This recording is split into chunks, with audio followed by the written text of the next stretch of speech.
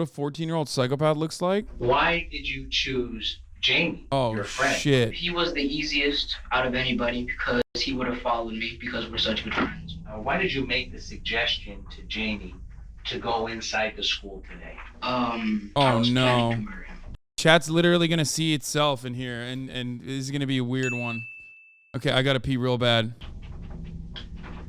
Do you know why you were going to do this? No, I don't. This is 14-year-old Michael Hernandez. He's an honor roll student at Southwood Middle School, the well-behaved son of a business owner and an occupational therapist, and as of right now, he's the prime suspect in the cold-blooded murder of his close friend and schoolmate, 14-year-old Jaime Goff. Detectives would get the answers they're looking for, but only after enduring one of the most spine-chilling interrogations they would ever conduct. The following footage revealing a 14-year-old killer has never been seen before. No one thought much of it when two particular students weren't at their usual meeting spot by the teacher's parking lot that morning. The doors opened and students flooded inside. Before classes started, a student decided to make a pit stop to the boys' bathroom on the second floor of the school. He couldn't have known just how traumatic this decision would turn out to be. He peeked underneath the stalls to check if anyone was inside. There was indeed someone else in the bathroom, but something was terribly wrong. A large pool of blood was forming on the floor inside one of the stalls, and there appeared to be a pair. Oh my god, what the fuck? Holy shit, that could have been bad, dude. Yeah, I'm not in the mood for this right now. Well, I am. I told you I would watch fucking... Listen, guys, I told you I would watch true crime, and we're watching it. Do you want fucking true crime or not? Do you want true crime or do you want fake crime? We want true crime. I'm about to eat, yeah. 2 days in a row, baby. Yeah, I've been switching it out a little bit. I've been trying to... Eating a lot is a sign of a diabetic, or because I just had fucking an incredible amount of coffee, like so much more than I normally drink. Her feet hanging down from the toilet. I'm not dirty He bulking. exited the bathroom to advise a nearby security guard that there appeared to be someone bleeding inside the boys' bathroom. The guard simply brushed him off and told him to go to class. He then went and told a friend what he'd seen. Together, the two boys proceeded back into the bathroom. The stench of warm blood had begun to fill the small latrine. They prepared themselves for the worst, then hesitantly inched the stall door open. The scene before them could only be described as nightmarish. A male student, later identified as 14-year-old Jaime Goff, was covered in blood and unresponsive. He was positioned face down, his chest and torso lying across the toilet seat, while his head and legs hung limply over the sides of it. Blood streamed down his face and into a large pool that was forming on the floor beneath his head. In that pool lay a lone pair of black glasses. One of the boys shouted to the victim twice. When they got no reply, shock turned into panic. The two fled the bathroom in hysterics, startling the security guard in the hallway. This time, alarmed by the students' clear distress, the guard rushed into the boys' bathroom. Upon witnessing the grotesque scene, he immediately radioed the Miami-Dade Police Department. The guard then left the bathroom to retrieve the assistant principal. Upon returning, the guard discovered that, in the few minutes he'd been absent from the bathroom, someone had come in and removed the victim's body from the toilet. The body was now lying face up on the stall floor, his arms splayed out to the sides. School personnel could now clearly see that one side of his neck was shredded to pieces. The school was immediately put on lockdown. Bro, I don't know how the fuck I'm gonna eat. A few hours later, investigators entered the classroom of 8th grade student Michael Hernandez, who'd been identified by one of the two witnesses as the boy they'd seen exit the bathroom that morning. Michael's teacher approached detectives first, with a few pieces of interesting information. She stated that she let her students into the classroom at 8:55 a.m., and since that time, Michael had requested to go to the bathroom 3 times. The teacher observed that Michael had blood on his shirt, which he attributed to a nosebleed. He made 2 trips to the bathroom before 9 a.m. After the school went into lockdown, Michael requested to go to the bathroom a 3rd time, wherein his teacher summoned a security guard to escort him to an unoccupied restroom and back to class. This was reportedly the last time Michael had left the classroom. Michael was taken to an office on the 1st floor of the school to speak with detectives. When investigators inquired as to how Michael got blood on his shirt, He told them that he'd been hit in the face by a door while horseplaying with the victim earlier that morning. The detective examined Michael's face but found no open wounds that he could have bled from. Michael quickly changed his story. He claimed he'd gone back to the second-floor bathroom where he'd parted ways with Jaime earlier. What sauce did you get? Come on, son. What a dumb question. Honey roasted barbecue, baby. Literally the #1 goated sauce on Chick-fil-A. When he entered the restroom, there was already another student inside that Michael wasn't familiar with. The student advised Michael that there was someone inside one of the stalls. That's when Michael got down close to Polynesian is like almost #1. Guys, I literally have one of the big stacks of Polynesian, like the ones that you get at like a fucking grocery store, and one of Chick-fil-A sauce. Don't talk to me about Chick-fil-A sauce. I'm the sauce boss, bitch. to the floor to look underneath. When he bent down, his shirt grazed the floor and got blood on it. However, he did in fact see his friend Jaime inside the stall. After that, he simply left the bathroom and went to class. After collecting Michael's statement, a consensual search of Michael's book bag was conducted. What they found inside told an even more shocking story than the one Michael had just spun. Inside the bag was a red jacket and 2 latex gloves, both with traces of blood on them. The detective asked Michael to accompany him to the station, to which Michael agreed. A little after 1:40 p.m., Michael was transported to the Miami-Dade Homicide Bureau office. Here, he regaled detectives with an What the fuck was he thinking? entirely different tale. The version you're about to see is more twisted and disturbing than anything detectives had heard so far. The following never-before-seen footage has been analyzed by a qualified team, including a licensed professional counselor, a licensed attorney and former prosecutor, and a licensed clinical psychologist. Ready? Yeah. Please raise your right hand. I'm going to swear you in. All right. You swear the testimony you're about to give will be the truth, the whole truth. Feels kinda nothing but gross. the truth, the whole truth? Yes, I do. But, you know, fuck it, we Though ball. he is a minor at 14 years old, Michael is being questioned alone and without his parents, because in Florida, the law allows minors to be interviewed without parental consent or their presence in the interrogation. However, parents Love that, by the way, for Florida, which is pretty big dub for the state of Florida, who also has the same principle that I just gave you. Fuck it, we ball. Florida's like, yeah, you don't care. We don't give a fuck. Yeah. Are you 7 years old? Who gives a shit? You know, we'll interrogate you. But also at the same time, they're in Florida, so the cops are fucking stupid. So, you know what I mean? Like, it just basically like on the one hand, it is ridiculous that like you can be interrogated as a minor without your parents or like a, you know, actual counsel present. But also, on the other hand, it's like the person that's interrogating you literally has the brain of a 7-year-old half the time. So it's like a fair playing field. can request a lawyer or stop Someone the says skill-based questioning on behalf of a matchmaking. Yep. minor at any time. These laws can vary by state, as some states do require parental consent. Mike, just do me a favor. When you talk clearly so that Mr. Renee can understand you. Okay? All right. For the record, could you please state your name? Michael Hernandez. Mike, what's your birthday? February 2nd, 1990. Happy birthday. Thank you. So you just turned 14. Yes, I did. Very good. And what grade are you in? I'm in the You said you just turned 14. Michael Very is being good. very cooperative and well-mannered during the preliminary questioning. He articulates well and answers the detective's questions clearly. His posture mimics that of an attentive student. He's sitting up straight, his hands folded in front of him, and his eyes keenly fixed on the detective. His body language conveys By the way, this is the most 32-year-old, 14-year-old I've ever seen in my entire life.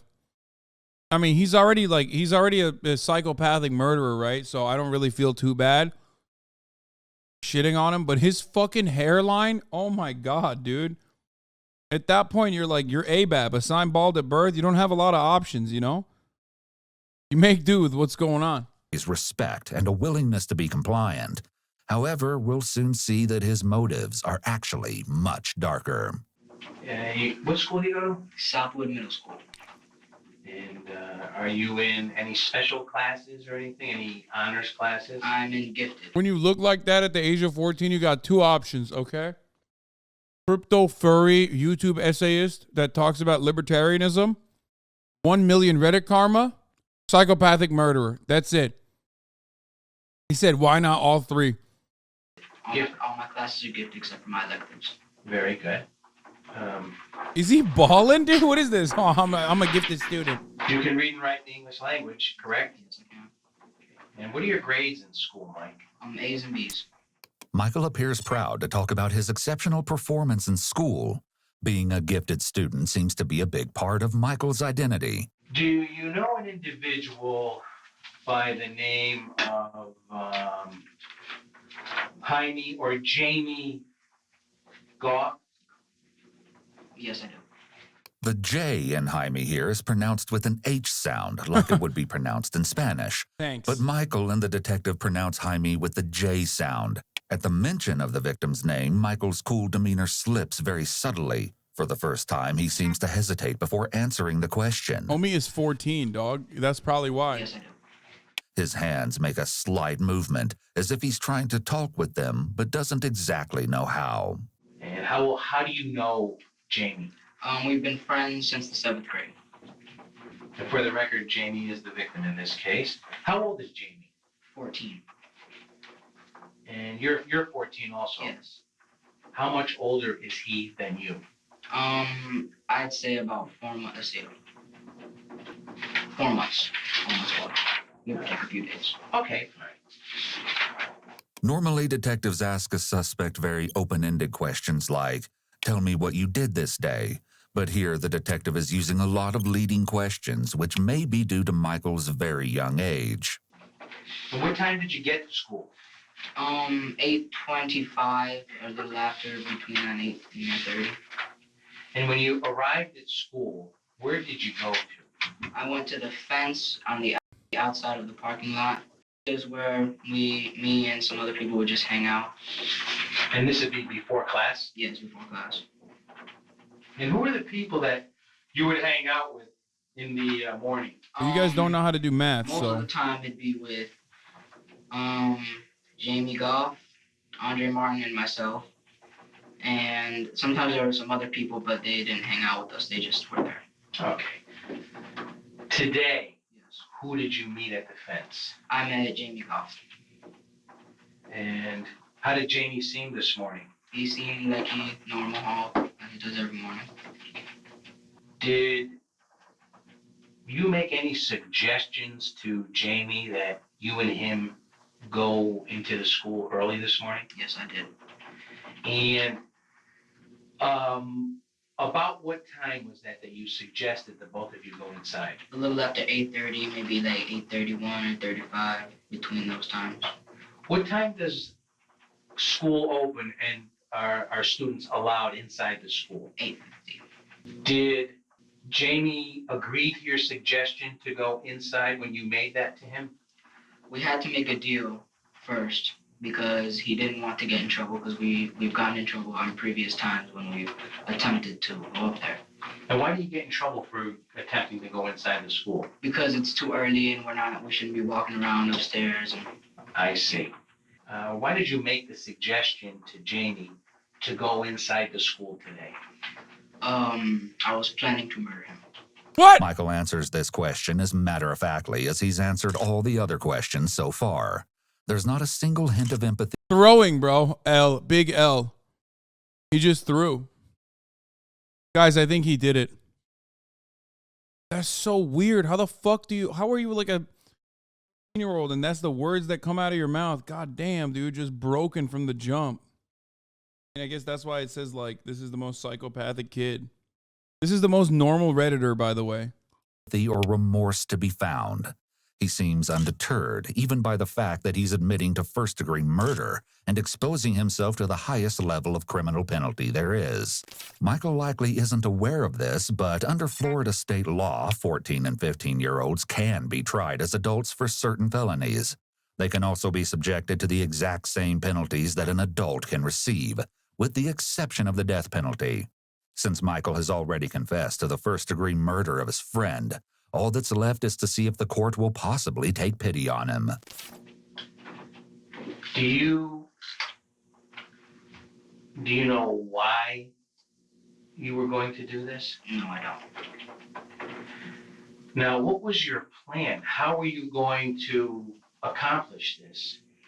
I was going to get him into the stall, the last stall, because it's the biggest, so I'd have more room. Now, this isn't a restroom? This is the restroom. On which floor? Second floor. Okay, and it's the male restroom? Yes, it is. Where is it near? It is near the media center and the gifted U.S. history class. Okay. And once you brought or got Jamie in there, how were you going to bring him or lure him into the restroom? We usually go to the restroom after we get upstairs so we don't get caught by security. Okay. And so I knew that was going to work. I got him into the stall by saying, look, I have something to show you. So I got him into the stall, and I told him to turn around because I wanted it to be a surprise. Before that, I put on the gloves. He saw me put on the gloves, and I said all that. Oh, you're going too fast. And I said, I like them because they're... Dude, I love that. I love that. This guy said, smart kid, but wrong intentions. You think, man? You think his intentions are out of order a little bit? Describing at the age of 14 a gruesome murder that he planned.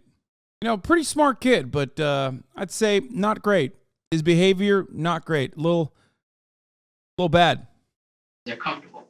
It's possible that Michael's cadence has increased here due to his excitement to talk about the crime for the first time. This is always how psychopaths behave. Retelling a story can be a way for someone to relive an experience, and it often brings back feelings associated with the original event. His fast talking could also be due to his eagerness to show how smart he was in preparing for this crime. He may be seeking admiration from the detective for how well he planned his attack. Michael's enthusiasm is also evidenced in his full cooperation when being questioned, appearing like he's sitting for a job interview instead of an interrogation. It's odd that he doesn't seem afraid or bothered at all that he's sitting there because he's been caught for the murder of... He was like, yeah, I thought, if I do a really good job, you guys will hire me. That's what he thought. His friend. Now, you also said that you put on gloves. What kind of gloves were these? They were latex gloves. Where did you get them from? My mother purchased them at Walgreens the previous night. Why did she purchase these? Was that at your request? It was at my request because I said that I needed them for extra credit for my science class. There's no denying at this point that Jaime's murder was premeditated. More disturbingly, it seems that Michael mapped out every single detail and accounted for almost all possible factors before executing his plan. A thorough search of Michael's backpack yielded a secret compartment that he'd made by cutting a slit in the inner lining and attaching Velcro along the edges of it so that it could be secured shut. He'd used this compartment to store the murder weapon, meaning Michael had even planned for the possibility of his backpack being searched. Now, you and him are already in the stall, correct? Yes. Did he go into the stall first? Yes. Did you follow him? Yes, I did. Did you close the stall door? Yes, I did. Now, what transpired next? Okay. I was fuck? talking to him and I told him, all right, now I have to put my hand over your mouth. Okay. And so I did, and I lifted his neck up. Now, was he facing you or was he away from He you? was away from me. Did you put your hand over his mouth? Yes, I did. And which hand did you use to put over his mouth? My left hand. Once you did that, what happened next?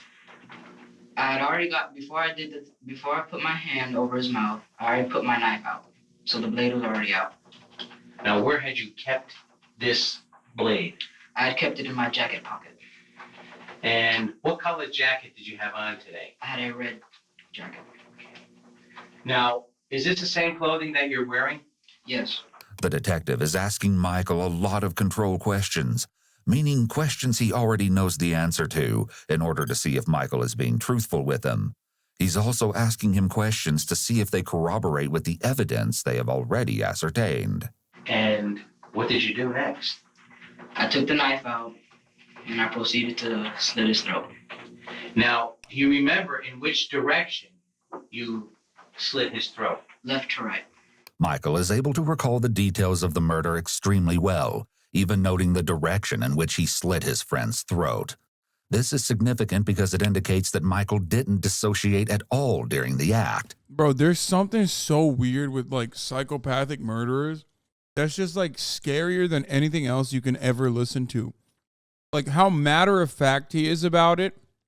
Like it's, if he showed any emotion whatsoever and he wasn't so cold and calculated, like if he was angry, if he showed remorse, if he showed sadness, at least like then there is like a bit of humanity inside of him that you can recognize. Not saying you will have empathy for him, but like the fact that he's just not saying any single fucking, he's not showing a single ounce of like reaction to the actions makes it infinitely worse. Like that's a human being and it's not a human being at the same time. Some offenders black out while committing a particularly heinous crime due to the extreme stress of the situation. Michael, however, was keenly aware of exactly what he was doing, from beginning to end. This idea is especially haunting when you learn exactly what Michael did to his young schoolmate. An autopsy of the victim's body concluded that, in addition to his throat being slit, Jaime had been stabbed in the neck over 40 times.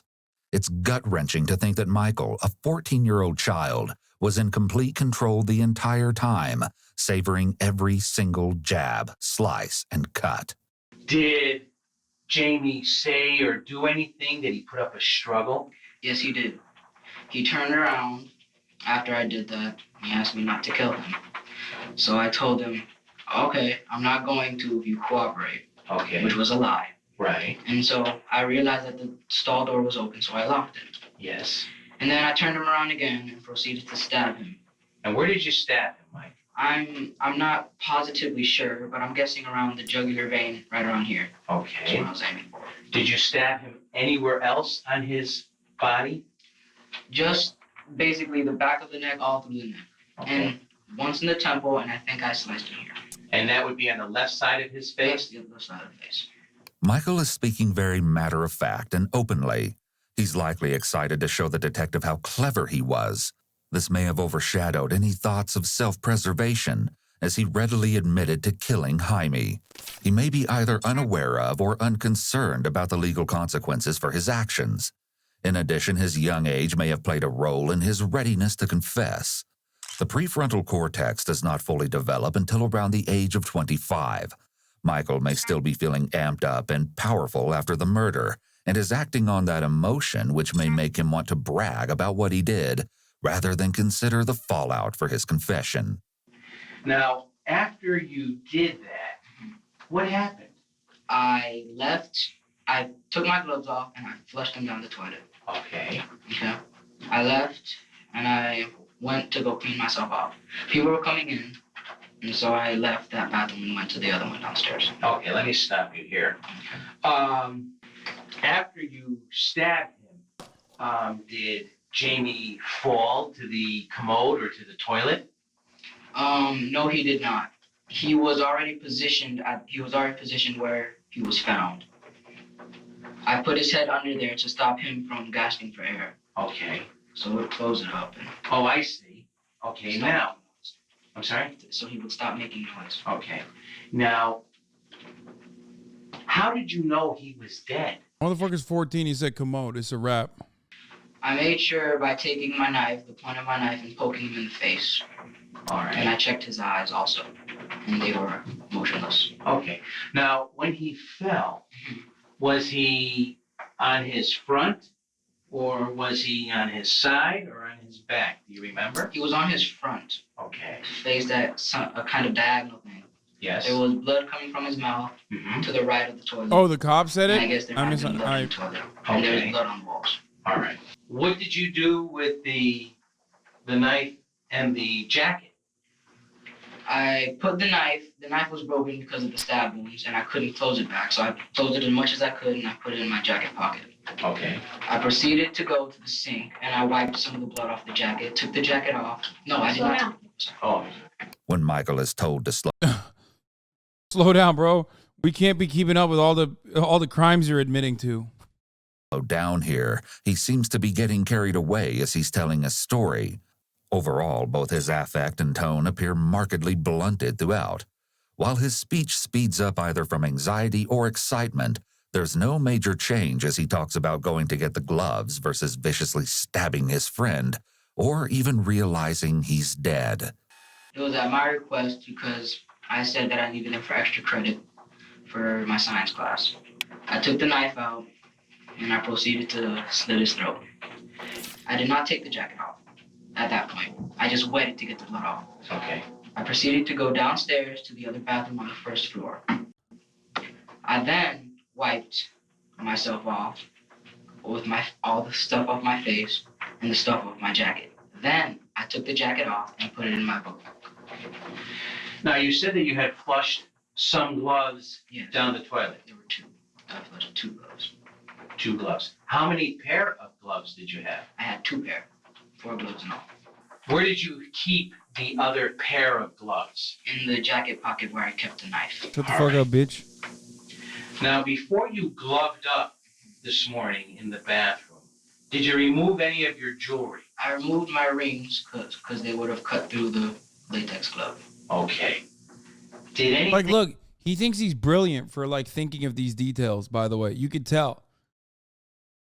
It's just a major flex for him. unusual, or did you notice anything unusual when you put your hand... Also, those rings were kind of drippy, but that's besides the point. Why does he have, like, why does this 14-year-old have so much drip?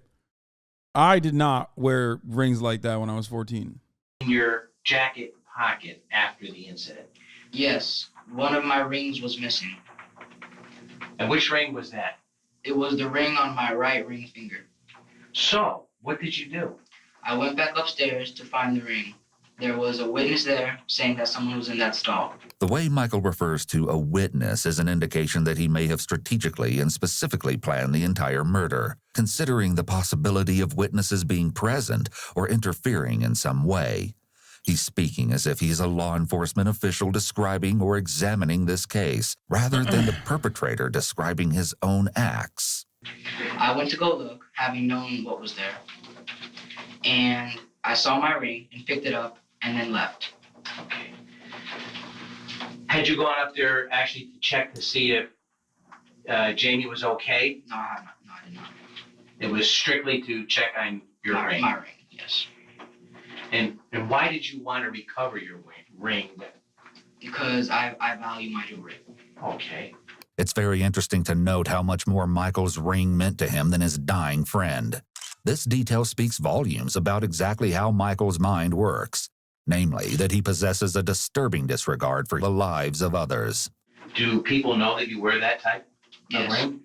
Yes, many people know I wear this type of jewelry. Yeah, no shit. This kid's 14, of course. Don't say HasanAbi core. Shut up. Could someone have identified you because of the lost ring? Yes, they could have identified this ring, definitely. Okay. He said, King, it's drip or drown. When you went back upstairs to go back or into the bathroom to look for your ring, Yes. who is the individual that told you someone was in the stall? I'm not sure of his name. Had you had planned to do this to Jamie? Yes, I did. How long have you had this plan? A little under a week. And is there any specific reason why you planned this? No, there's not. Perhaps the most spine-chilling detail of all, Michael likely killed his friend purely for personal satisfaction. Michael, who had just celebrated his 14th birthday the previous day. By the way, he's like technically 13. Like he just turned 14 when he did this murder. Insanity. Had absolutely no reason to commit murder that morning. I mean, technically 14. Yeah, sorry. I'm just saying that, like, he's so fucking young. Just turned 14. He simply decided that he wanted to. A situation such as this can reasonably be explained by a bout of severe No, that's not libertarian logic. That's like the opposite of libertarian logic, by the way. Like, my point is, like, it's his first day as a 14-year-old, and he did this. Can he rehabilitate this? No. There's currently no medicine. This is the one thing that you absolutely cannot rehabilitate.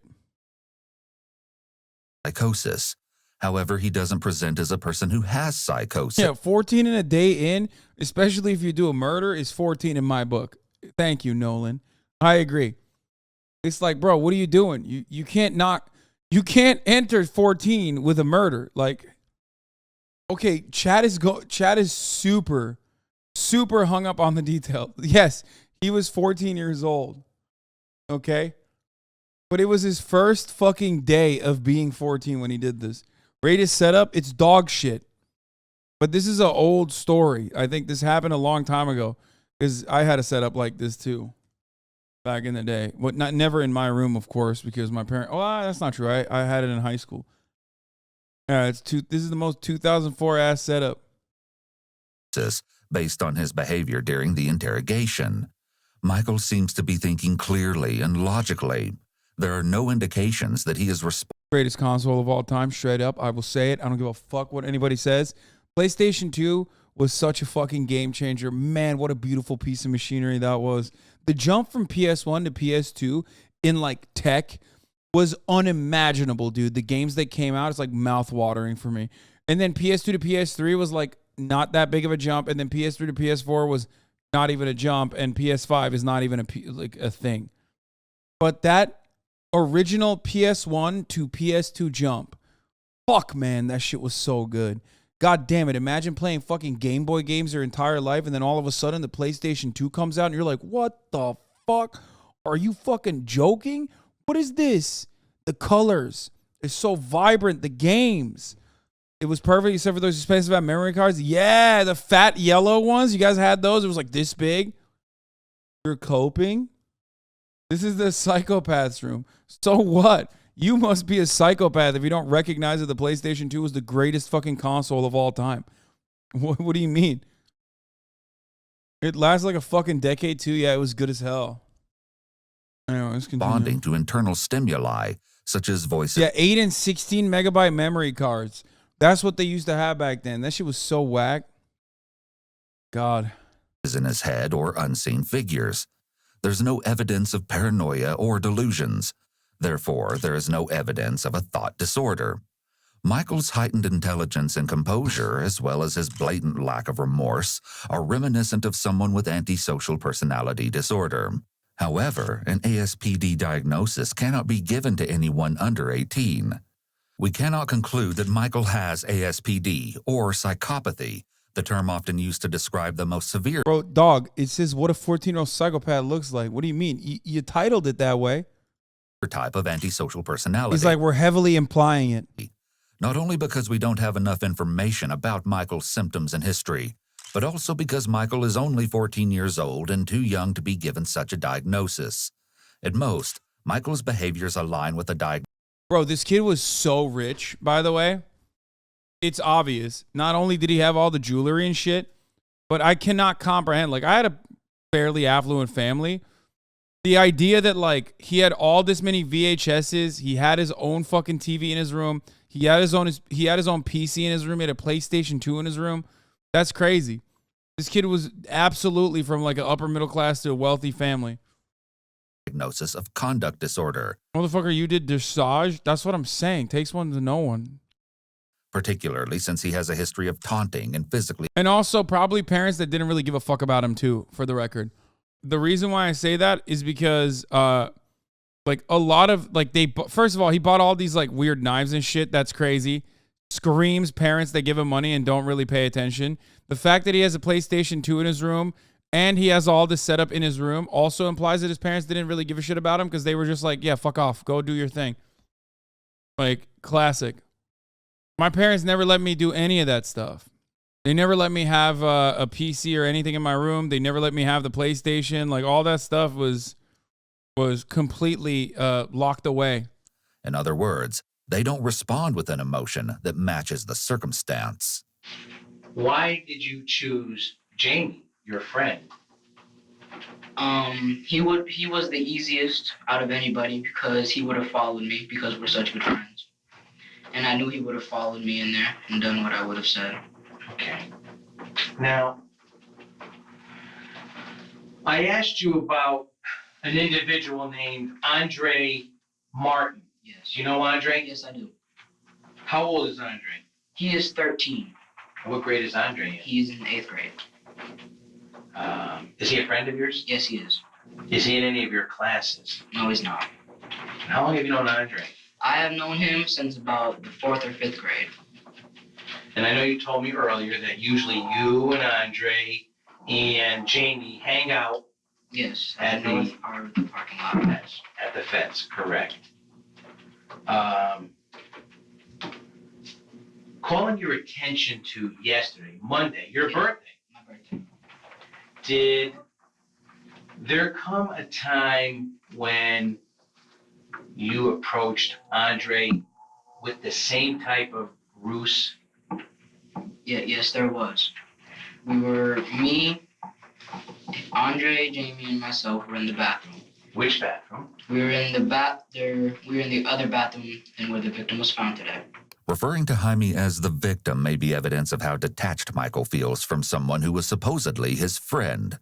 He may be unable to or have difficulties with forming real emotional attachments to other people. This phrasing could be another indication of psychopathy, as it shows Michael has a lack of prosocial emotions. Empathy and emotional attachment are considered prosocial emotions, which are things psychopaths struggle with feeling. I don't know if a True Crime React is ethical after the recent ethics of true crime discussion going on. A React just ain't exactly great. I only thought about this now, and I doubt you considered it either. What? Yeah, no, I'm going to do this. I'm going to keep doing this, I think.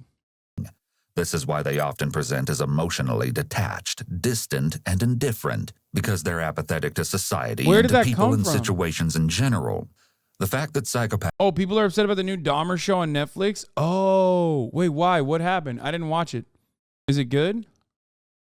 After the Dahmer show on Netflix, there's been a big discourse on Twitter about ethical true crime. It's fucking lame. Don't worry about it. Yeah, man.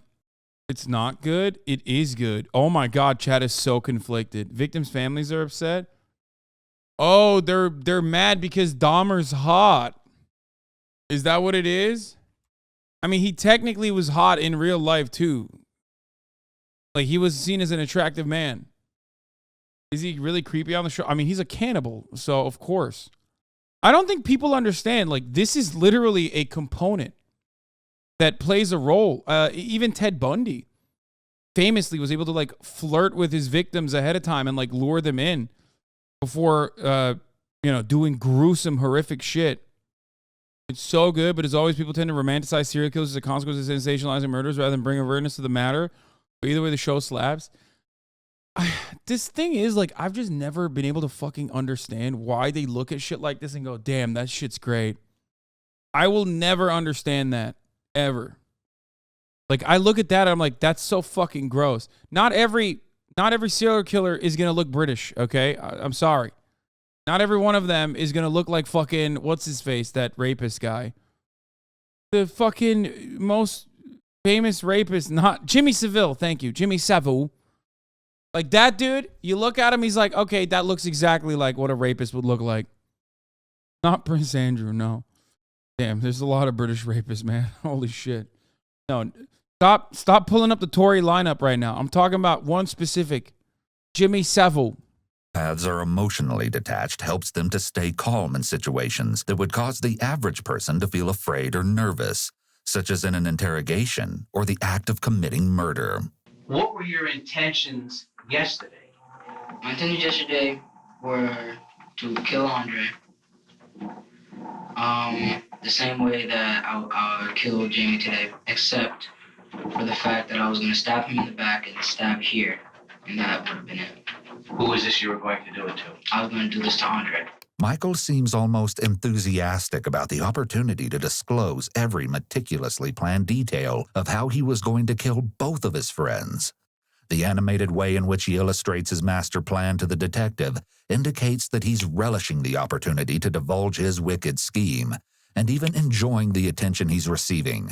Whatever his motivation, Michael seems extremely invested in this experience of being involved in a real criminal proceeding. These are several more signs of possible antisocial personality disorder. From a legal perspective, his intention to cruelly execute multiple people could be used as evidence that Michael is essentially a serial killer in the making. The prosecution could argue that a life sentence is necessary in order to protect potential victims of a future serial killer. Earlier, you told me that you had a belt and you were going to strangle someone. Yes. This is what I mean, by the way. Like, remember when we talk about like prison abolition? Not that like the 1% of criminals, even though psychopaths are overrepresented in corporate boardrooms, the government, high up government positions, and also the prison system. But having said that, just because a fraction of prisoners that are incarcerated are psychopathic doesn't mean that you shouldn't have an empathetic approach to justice. However, they are the reason, in my opinion, at least until, you know, there is some level of like medical technology that knows and adequately figures out how the most ethical way to deal with psychopaths are, like what kind of medical treatment you can do with a psychopath. There is still a necessity for people like this to be held and away from and kept away from society. Is it nature or nurture? No, man. I mean, it can be both, but sometimes it is nature. Like, there's nothing you can do. You got to fucking make sure that you exclude motherfuckers like this from society. They're going to kill. He literally is just like, I'm going to kill. I'm going to kill again. I wanted to strangle another person. You know what I mean?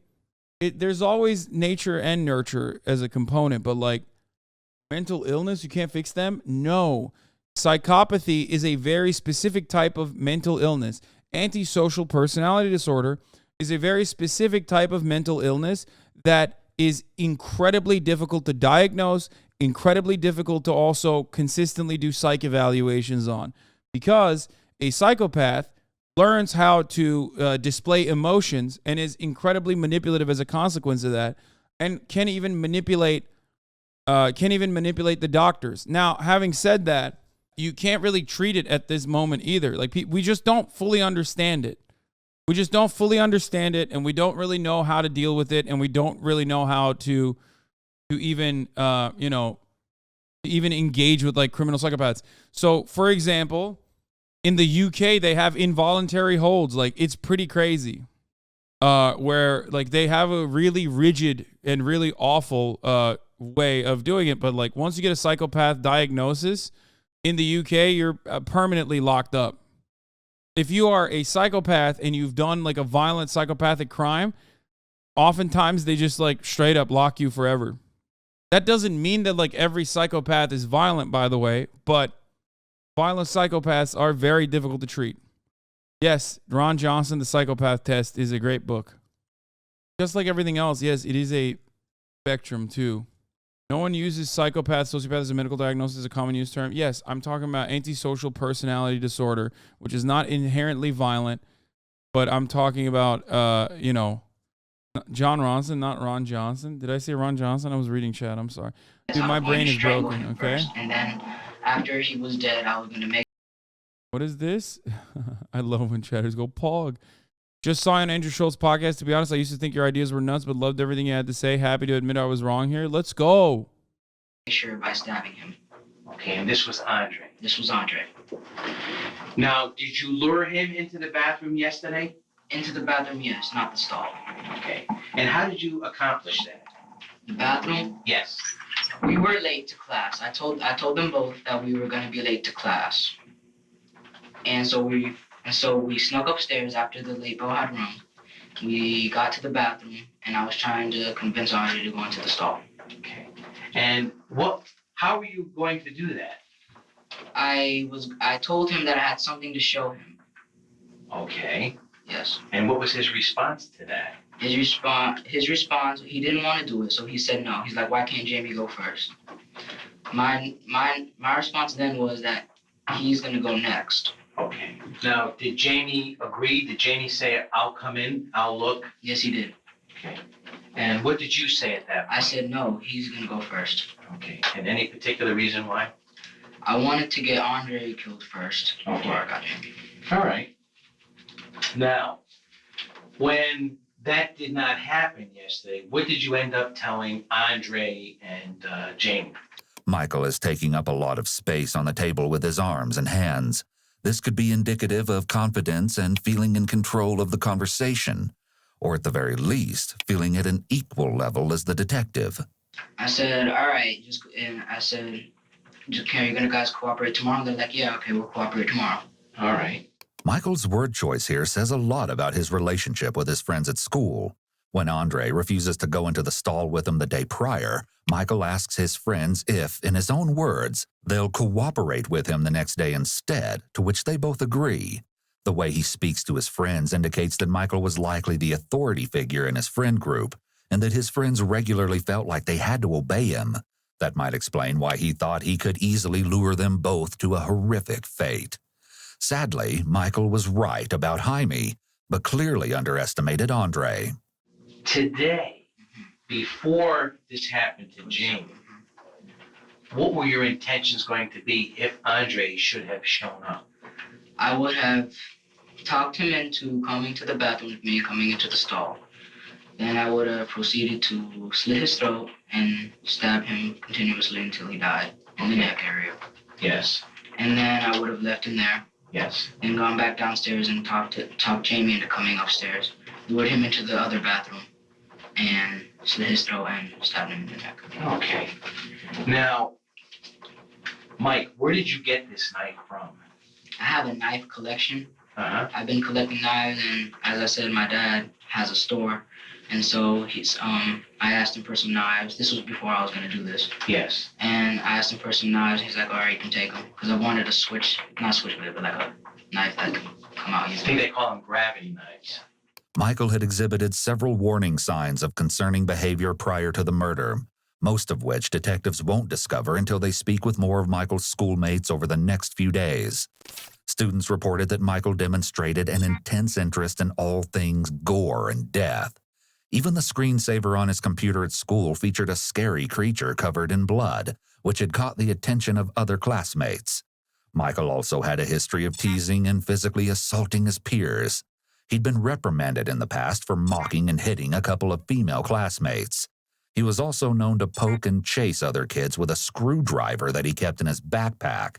Let me ask you this. Is there any particular reason why you did this to Jamie? No, there's not. Did he offend you in any way? No, he did not. Did he harm you in any way? No, he did not. Mike, you know the difference between right and wrong, correct? Yes, I do. Do you think what you did is right or wrong? No, I don't. Well, what don't you think? I think it is neither right, but I don't think it was wrong. Do you know what you did is wrong? Yes, I do. Okay. The fact that Michael is saying that he doesn't think what he did was right or wrong shows us that he must have come up with his own explanation or justification for what he did. Had the detective probed further, we may have gotten more information about why Michael believes that killing Jaime wasn't necessarily wrong. This could have possibly revealed some delusional thinking. Michael said himself that Jaime didn't do anything to him, so for Michael to believe that what he did wasn't wrong means that he likely has some type of unconventional belief about taking someone else's life. Is this?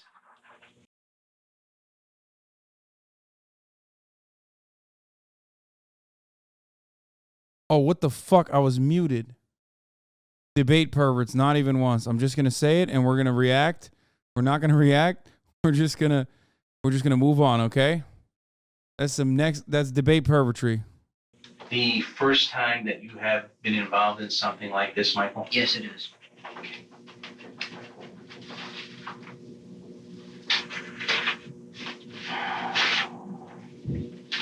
Are you sorry that this happened today? No, I'm not.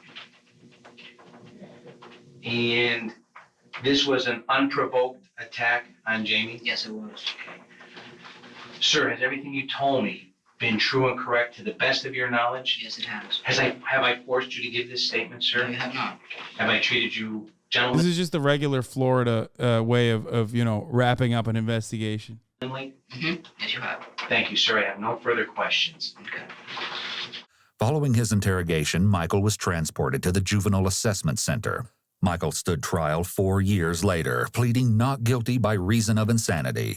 At his trial, a particularly startling piece of evidence was brought forth, a notebook of Michael's that contained information about famous serial killers, a list of people he planned to kill, including his older sister, and a mission statement that declared his need to cleanse the planet by murdering people. Needless to say, the jury took no pity on him. On September 24, 2008, Michael Hernandez was found guilty of the first-degree murder of Jaime Goff and the attempted first-degree murder of Andre Martin. He was sentenced to life in prison without the possibility of parole, plus 30 years for the attempted murder charge. 8 years later, in an unforeseen turn of events, a Supreme Court ruling made it unlawful to automatically sentence a minor to life in prison without the possibility of parole. Michael appealed and was retried in 2016. He was again sentenced to life in prison. And ain't no way, bro. They're not letting you out of prison, not an American prison system. No shot. And returned to the Columbia Correctional Institute to serve the remainder of his sentence. However, Michael wouldn't remain in prison. I don't know, man. I still don't think he deserves a life sentence as a kid at the end of the day. This is literally one of like 8 instances where I will agree to like involuntary permanent confinement. Okay. Some level of like medical checks and medical diagnosis needs to happen. Nah, there is no way. There's no fucking way. Also, how do you get fatter in prison? That is kind of crazy. I was thinking about that as well. So you think he's a 100% lost cause? Well, unfortunately, with our current level of like medicinal knowledge, medical knowledge, treatment, we don't have an adequate treatment for someone who has like literally a antisocial personality disorder and a willingness to, and a willingness they've demonstrated to kill people. Finish this. I want to know why he wasn't in prison for long. Spoiler alert, it's coming. Very long. On April 29th, 2021, Michael suddenly collapsed and shortly thereafter was pronounced dead. His cause of death was noted as cardiac dysrhythmia, or an irregular heartbeat in connection with morbid obesity. Michael said, wow, Hasan, this is basically you. Yeah, dude. Okay, hear me out. These kids, they're going to prison, right? Hear me out. Were the vibes fucked? Like, what kind of vibes were the children demonstrating? Because sometimes it can be adequate. Yeah, he ate himself to death, which is crazy, in prison. How the fuck did he eat himself to death, bro? Like, you can die from heart disease. It's the most American way to go. Let's be real, right? But how the fuck did he do that in prison? That is not very American, I feel like. Obesity. Michael died at the age of 31 after having spent a total of 13 years in prison. He murdered himself, 5 head. What's up, Happy Hob? Happy Hob! That was crazy. Now, I think we've gotten our fill. Kai stream is always content. I think we've gotten our fill of true crime, right?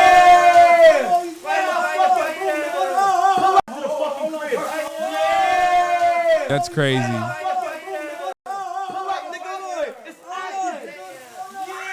It's active.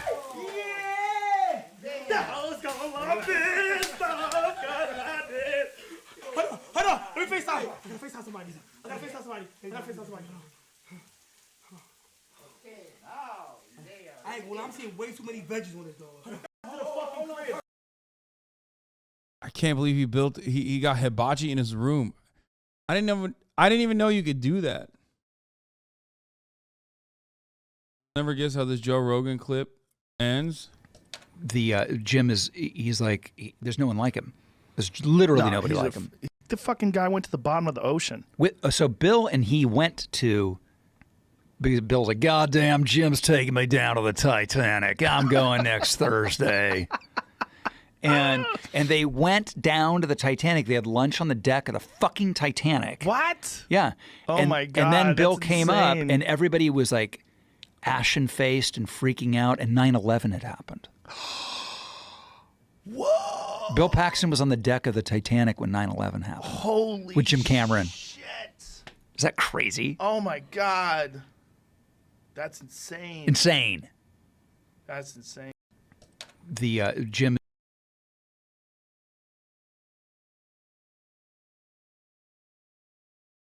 What did he know?